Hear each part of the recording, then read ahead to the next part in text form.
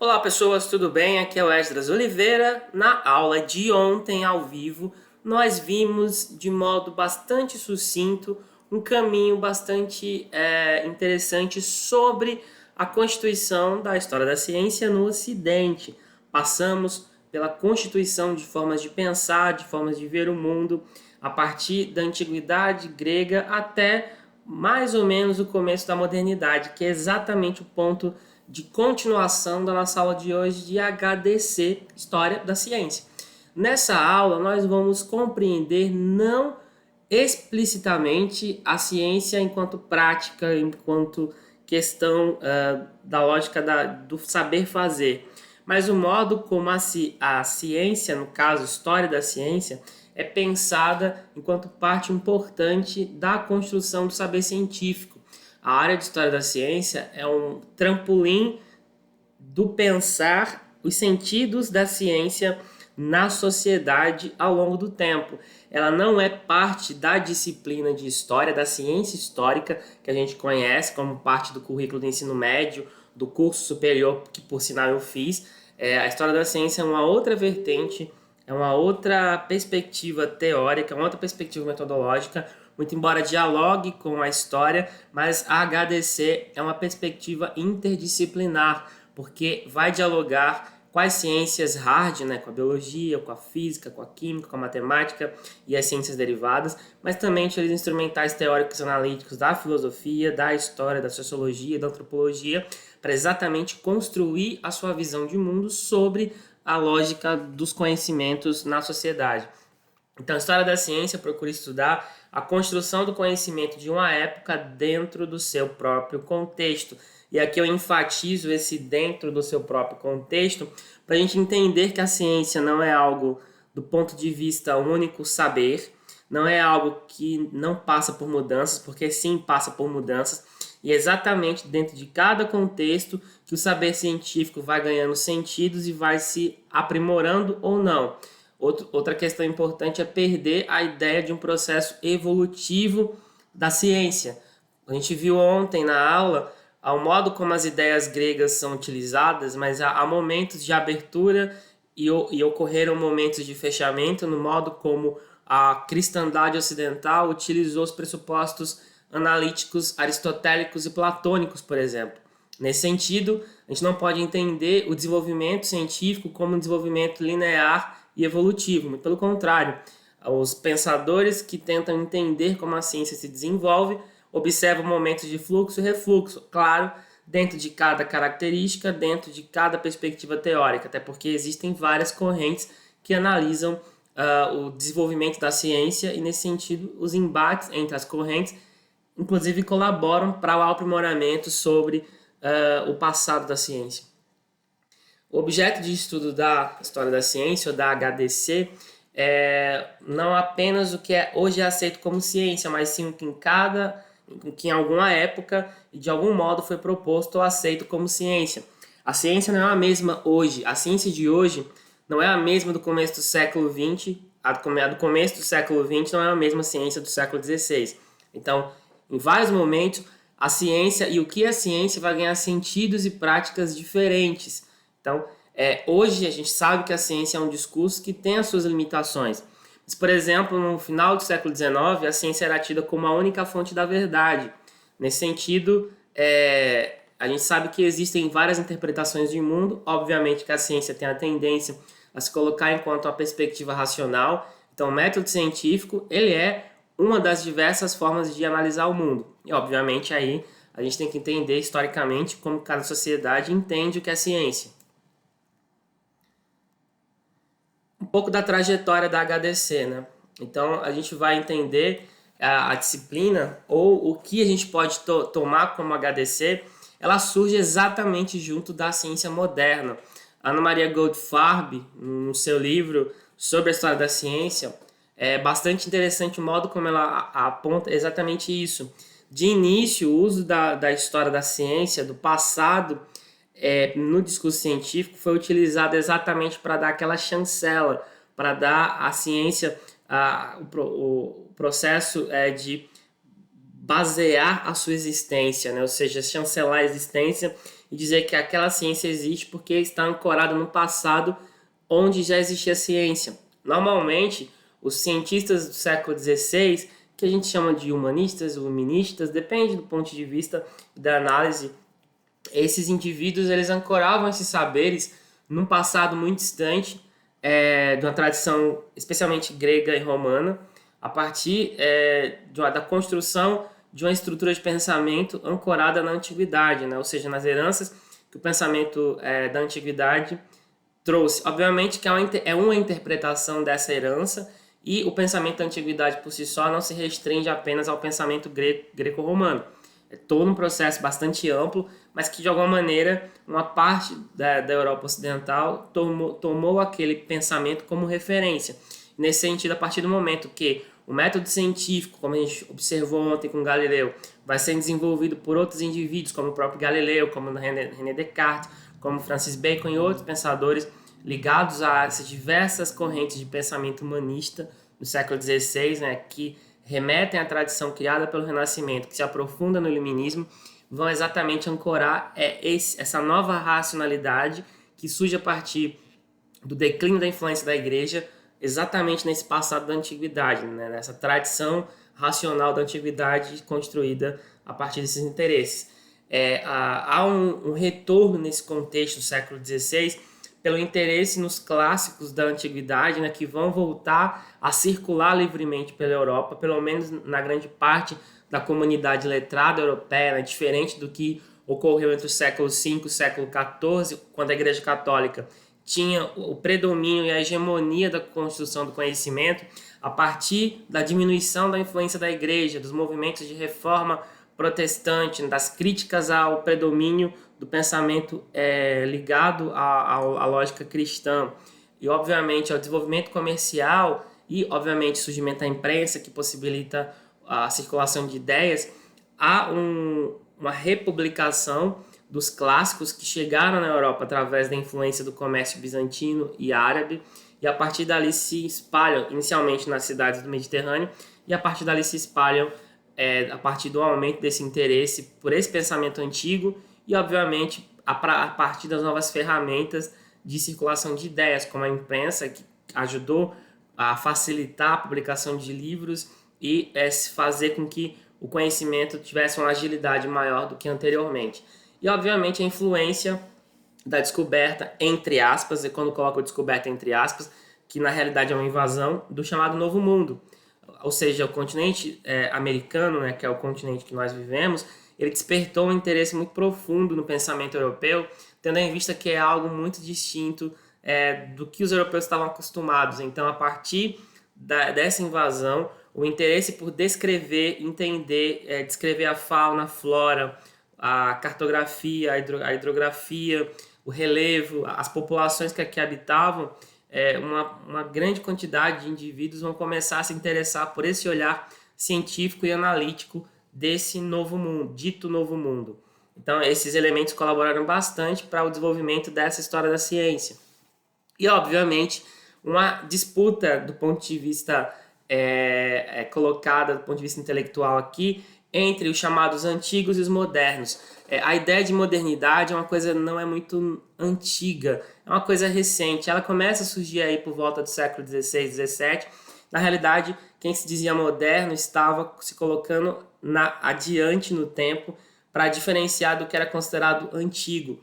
Então, existia uma corrente que queria que a ciência daquele momento fosse meramente uma continuidade da ciência da antiguidade, ou seja, utilizando as referências literais daquele momento na sociedade europeia do século XVI. Mas outra corrente, a moderna, queria, na verdade, superar essa corrente antiga e olhar adiante, porque para eles o futuro era o mais interessante. Então, era buscar novas matrizes e, a partir disso, desenvolver a ciência a partir de um outro contexto. Então, essa é a primeira grande disputa intelectual dentro do seio dos pensadores da chamada história da ciência, né, que vai emergir ali no século XVI, XVII, na Europa Ocidental. A partir disso, a própria ciência também entra em crise em alguns momentos, né? E, obviamente, com isso, a história da ciência. No caso da história da ciência, ela nasce como um papel acessório à ciência. ela não vai ter uma centralidade e uma independência da ciência. Como a apostila que vocês leram demonstra, como a própria Anna Goldfarb também defende, esses primeiros cientistas da modernidade, eles vão entender basicamente a história da ciência como um elemento de crônica do passado bem distante, ou simplesmente um processo de descrição do que estava acontecendo naquele momento. Não existia um processo de crítica, um processo mais aprofundado dos parâmetros teóricos, metodológicos da ciência. Na realidade, a história da ciência como disciplina nasce como uma perspectiva limitada dentro da própria ciência. Nesse sentido, a gente tem todo um processo a partir do final, ao longo do século XVIII, mas principalmente XIX, que a gente vai entender, no caso especificamente da ciência, ela se desenvolve profundamente no século XVIII, ela ajuda no século XIX a Revolução Industrial, ela ajuda no processo de construção da modernidade enquanto um espírito do tempo, enquanto uma lógica do mundo, só que a partir de certo momento a própria ciência vai entrar em crise. Então, nesse sentido, a gente tem no começo do século XX essa crise dessa ciência que começou a se aprofundar, que começou a surgir no século XVI, desenvolveu o pensamento, desenvolveu a lógica do desenvolvimento tecnológico no século XVII, no século XVIII e XIX principalmente, mas agora no começo do século XX, essa ciência mostrou seus limites. Então, a mesma tecnologia que melhorou a vida, ela também matou na guerra. A mesma tecnologia que possibilitou o desenvolvimento industrial foi responsável por matanças e pela destruição do meio ambiente no começo do século XX. Então, a partir daquele momento, se viu a ciência enquanto um elemento limitado, um elemento que não responde a todas as perguntas e, na realidade, uma perspectiva que, ao mesmo tempo, pode trazer a cura, pode também matar.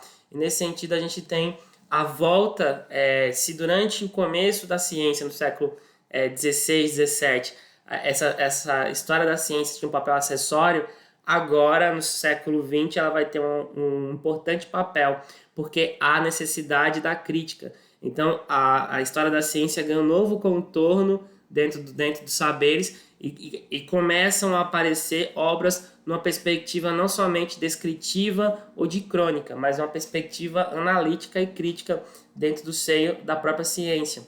Então, essa crise a gente simboliza aqui, por exemplo, né, com a bomba atômica em 1945, lançada em Hiroshima e Nagasaki, que é, inclusive, para alguns analistas do século XX, é onde exatamente a modernidade ela se mostrou o seu maior equívoco, né? A Segunda Guerra Mundial e, na verdade, as guerras mundiais mostraram o seu maior equívoco, né? Como é um processo de ilustração do que eu falei anteriormente. Então, esse retorno, né, dessa história da ciência exatamente a partir das primeiras décadas do século XX. Né? Os primeiros profissionais daquela nova história da ciência escreviam ainda uma história linear, progressiva, repleta de datas e nomes, centrada em grandes gênios e suas fabulosas descobertas. Né?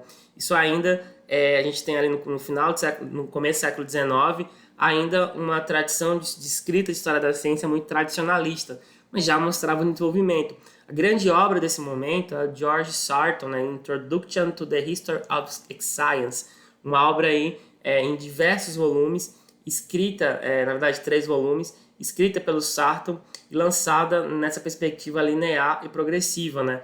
Ainda é uma perspectiva historiográfica do ponto de vista da ciência muito tradicional. Não entendia a ciência como processo de fluxos e refluxos, mas sim como uma linearidade, né? Mas de qualquer maneira, essa obra foi muito importante porque ela dá o pontapé inicial para uma nova perspectiva que surge a partir do começo do século XX, que vai exatamente ajudar a construir esse lugar da história da ciência e construir essa perspectiva crítica tão necessária para a própria ciência no momento em que ela enfrentava uma grande crise, no sentido de a mesma ciência que desenvolve e a mesma ciência que destrói.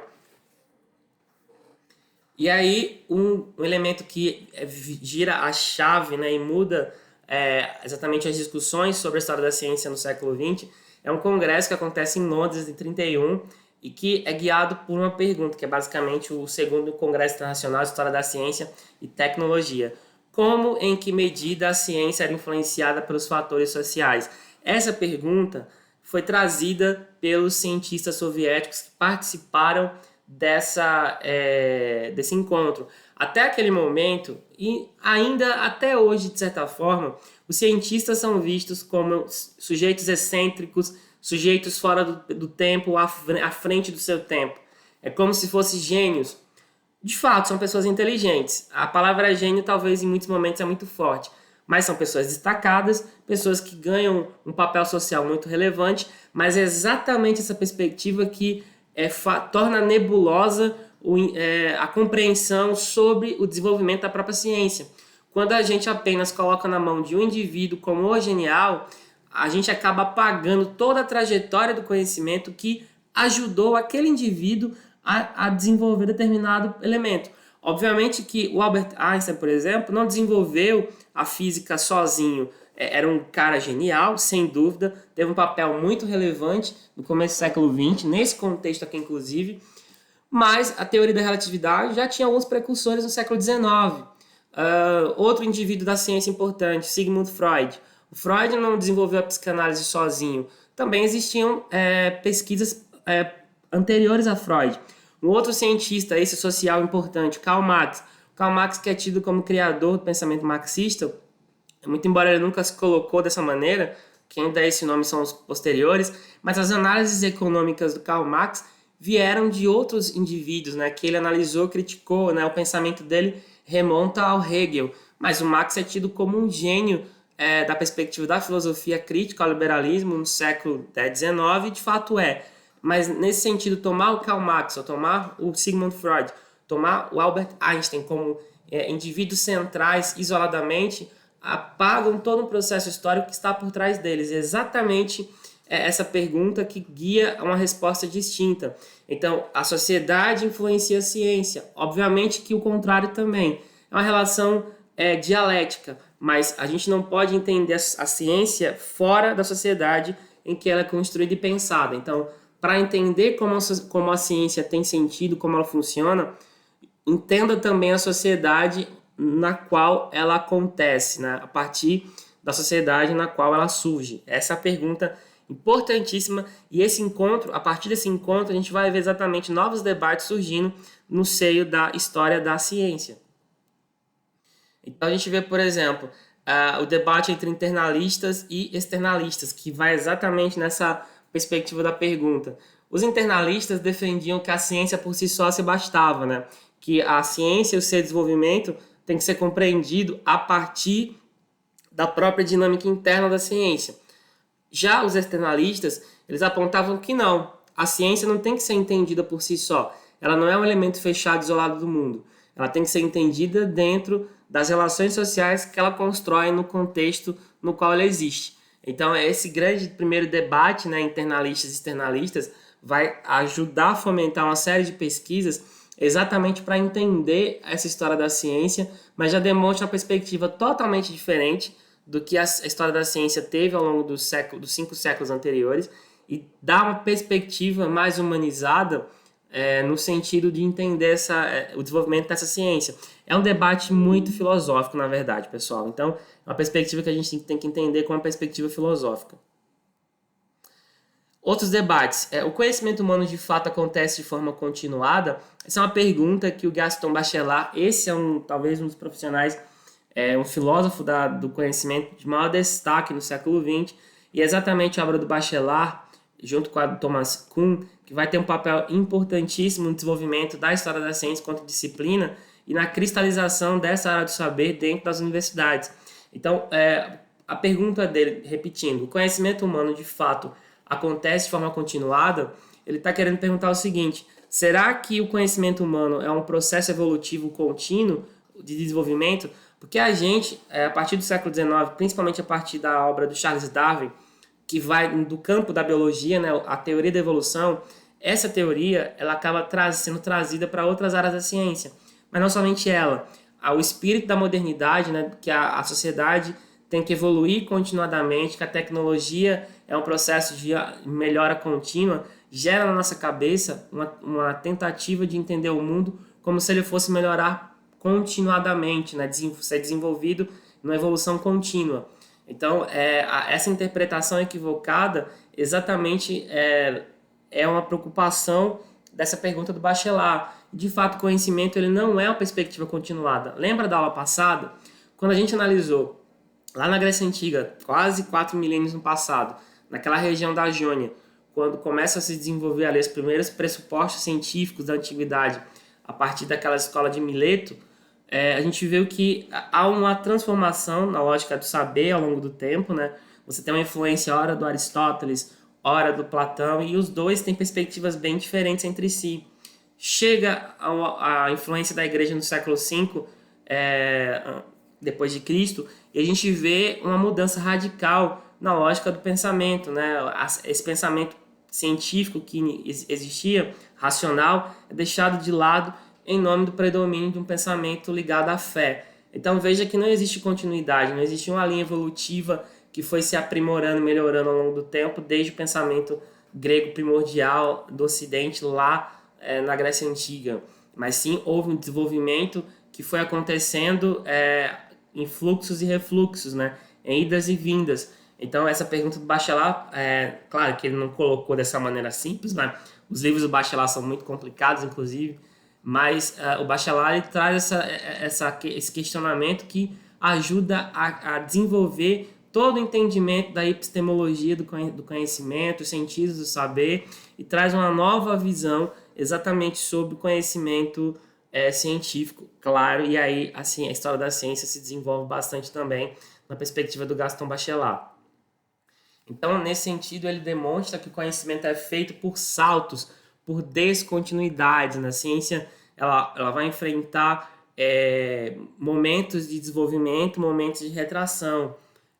A gente pode, inclusive, botar esse cabedal analítico para entender a China, por exemplo.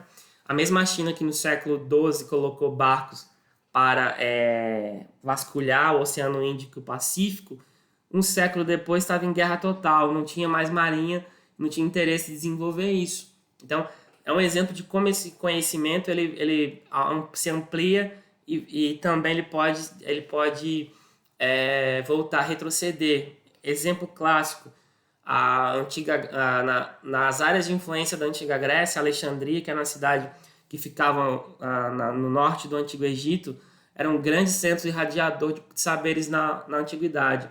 No século II, depois de Cristo, ela foi invadida por milícias cristãs, né, que consideravam que o paganismo era uma praga que tinha que ser destruída, e a cidade toda foi colocada por água abaixo, inclusive o incêndio da Biblioteca de Alexandria, que perdeu obras importantíssimas da antiguidade, ou seja, um refluxo, ou seja, um salto para trás.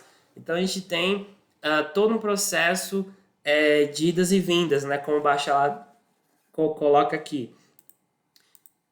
E exatamente essa discussão do Bachelard traz um outro debate, exatamente a linha dos continuistas, que diferente do que o Bachelard traz, defendia que de fato há uma continuidade no pensamento científico e uma linha descontinuista, né, seguindo os trajetos que o Bachelard traz, né, ou seja, os descontinuistas vão entender que não existe uma linearidade no desenvolvimento da ciência e dos saberes, né? E aí a gente tem, para encerrar, a teoria do Thomas Kuhn, né? O Thomas Kuhn ele dialoga muito com o Bachelard, exatamente o foco na descontinuidade da ciência. Na ciência, ela não é uma linha contínua, né? Ela é o grande nome dessa perspectiva da descontinuidade. A ciência, segundo Kuhn, vive de paradigmas e crises. O que seria isso? Há uma ideia um exemplo, uma ideia genérica, um consenso científico em um determinado momento. Essa ideia ela segue sendo importante para várias gerações. Só que chega um momento, essa ideia atinge seu limite.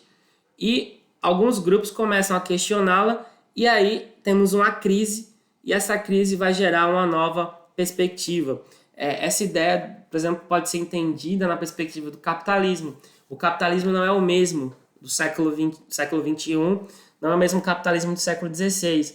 Esse capitalismo passou por diversas crises. Esse capitalismo foi comercial no começo do século XV e XVI, onde o comércio marítimo era o principal elemento central desse capitalismo. Chega um ponto que esse capitalismo vê que já atingiu o limite, e aí você começa a desenvolver todo um processo distinto. A perspectiva comercial marítima dá lugar a um capitalismo ligado à lógica da monocultura, da exploração de um gênero agrícola no grande latifúndio por uma mão de obra escrava. Então esse é um outro paradigma do capitalismo do saber naquele contexto, já no século 18 e 19. Então, essa perspectiva do Thomas Kuhn nos dá a entender isso. Eu usei o exemplo do capitalismo para ser mais fácil de ser entendido. Então, há uma ideia geral que ela é aceita por um determinado momento da história na ciência, e chega o ponto que essa ideia já não faz mais sentido.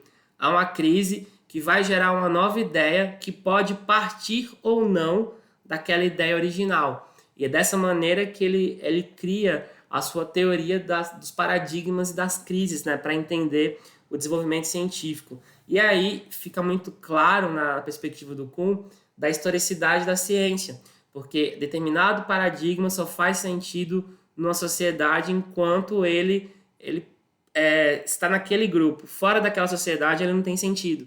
Então, nessa perspectiva, a ciência ela é histórica, porque ela tem que ser entendida dentro do momento no qual ela é feita. Para entender a obra do Albert Einstein, tem que entender o momento quando Einstein surgiu. Para entender a obra do Freud, tem que entender a sociedade que o Freud se desenvolveu. Para entender a obra do Karl Marx, que é importante, a gente tem que voltar lá para o mundo que o Karl Marx viveu no século XIX para entender o desenvolvimento da obra dele. Então não tem como separar autor e contexto histórico. E é exatamente essa perspectiva da historicidade da ciência que quebra aquela ideia que a gente tem dos heróis da ciência, né? Dos grandes gênios. Nessa perspectiva não existe. Você pode até observar que uma obra é muito bem feita, que um autor é importante, mas ele sozinho não existe. Ele existe porque ele está ancorado numa determinada sociedade.